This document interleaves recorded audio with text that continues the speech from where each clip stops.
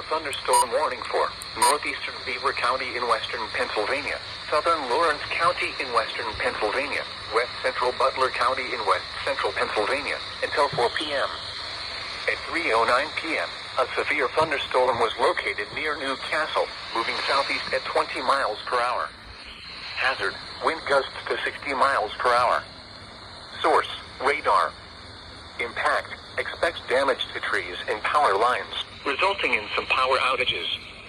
Locations impacted include New Castle, Beaver Falls, Elwood City, New Brighton, Zelienople, Oakwood, Patterson Township, Big Beaver, New Beaver, West Mayfield, Elport, Bessemer. This includes the following highways: Pennsylvania Turnpike between mile markers 5 and 24. Interstate 79 in Pennsylvania between mile markers 85 and 89, in between mile markers 91 and 95.